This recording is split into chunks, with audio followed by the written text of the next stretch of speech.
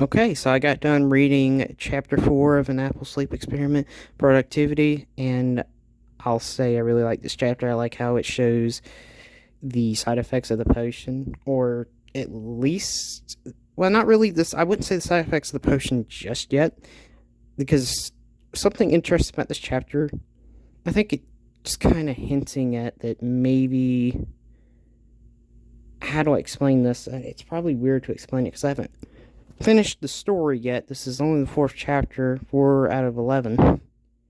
But so far, it seems like the only side effect we have is one that's related to lack of sleep, which, for those who haven't read the chapter or the story in general, is, uh, you know, anger, snapping at somebody. Because in this chapter, Apple Bloom wakes up to a crash and finds Applejack making the Zap Apple Jam, and she's trying to remain calm, but she's kind of losing her grips on insanity, getting angry and snapping at the thought of Filthy Rich and the financial problems they're going with.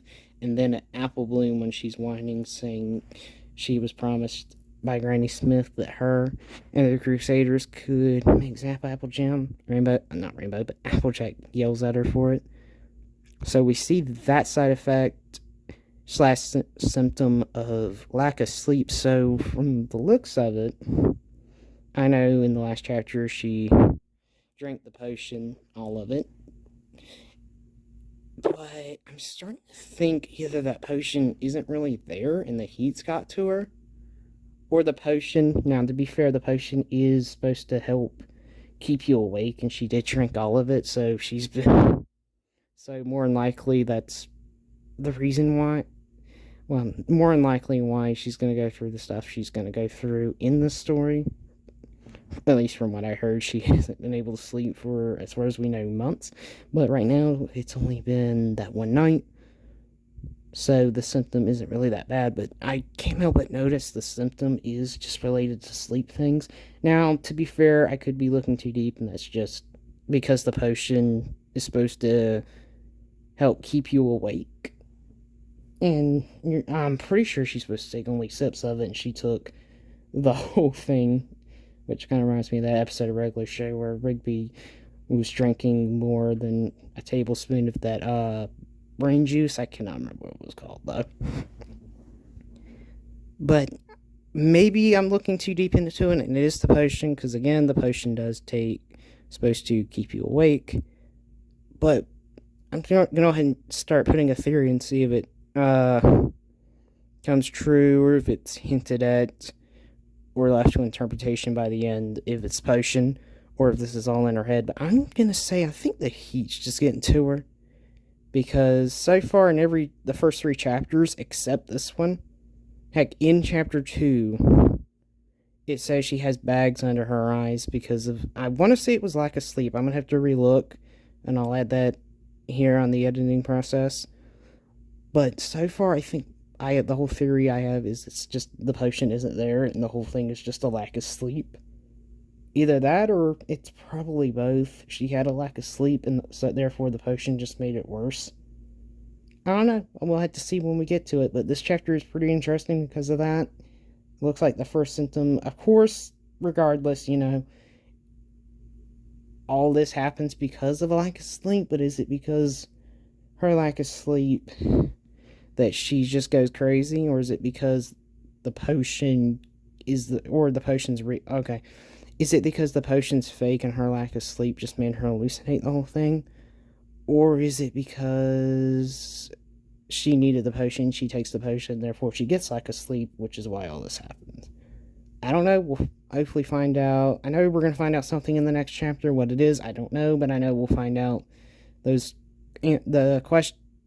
answers to those questions will be answered when we're done reading the story, which I can't wait to finish the story so far. I like this creepypasta a lot better than all of my read, which includes the non My Little Pony creepypastas I read so far. But if I'm only counting the My Little Pony creepypastas, then yeah, definitely the best one.